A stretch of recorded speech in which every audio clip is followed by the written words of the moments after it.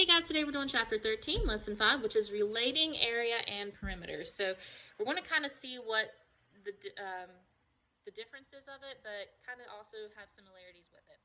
So if you look, sorry, I'll move that a little bit. If you look, we have two different rectangles here. We have one that has a length of 8 and a width of 6, and we have one that has a length of 10 and a width of 4. So let's find these. Now, the thing is, I think some of the rectangles can have the same perimeter but different areas, or they can have the same areas but different perimeters. So let's look and see what this one has, what these two have in common. We have 8 and 6, so we need to find your perimeter, you would add all them together. So you have 8 plus 8 plus 6 plus 6. And to find your area, you're going to do 8 times 6. Okay, so we have 16 and 12, so that would be 28 feet. And 8 times 6, 8 times 6 is 48 square feet. Okay, so then let's do the other one. Let's do 10 plus 10 plus 4 plus 4. Oops, wrote it wrong. And 10 times 4 is your area. So let's add them together. We have 28 feet here, but we have 40 square feet as the area.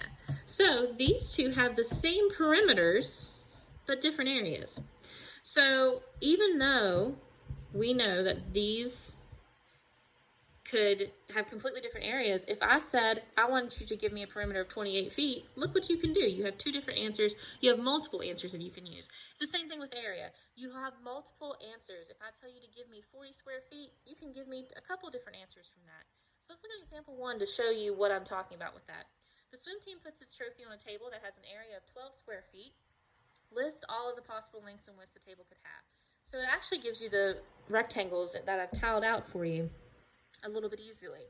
So we know that this is one row, which is the width, and then there's 12 in length.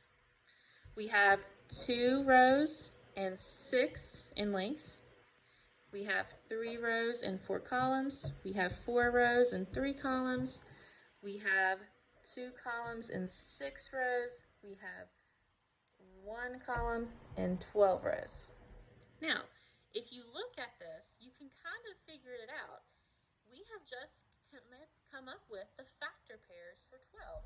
We have 1 times 12, and reversing it, we have 12 times 1, and as an inverse operation.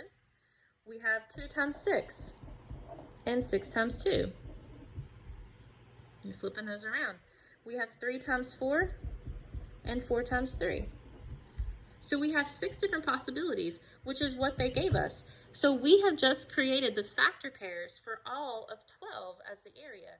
So that's what you're doing. You are literally creating the factor pairs for that. So you should be able to do this pretty easily because we've done factor pairs quite a few times.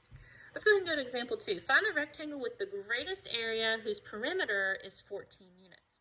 So these are all perimeter of 14. I've already checked them. They're actually in your book so you can kind of see it. But it wants you to do the dimensions and then the area. So let's look at this first one. It says 1 times 6 and the area is 6. So they did that one for us. You have 2 and 5. So let's put the 5 in. So 2 times 5 is 10. Let's put the 4 and a 3, and it would be 3 times 4, which is 12. So the greatest area is 12 square units. So it's this last one here. That's going to be the 3 times 4 area, which is the greatest area out of these 3. Okay, so that's how you would figure something out like that. Let's look at guided practice. You have to list all possible dimensions for the units. So it's literally telling you to list all the factor pairs of the number. So let's look at 9. We have 1 times 9, 9 times 1, and 3 times 3. There's your factor pairs. That's all you have to do.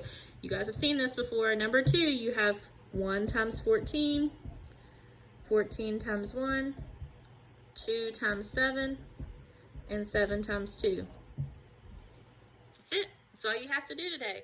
Can you handle that? I hope you can. So, if you have any questions, please let me know. If not, get started on your independent practice, guys.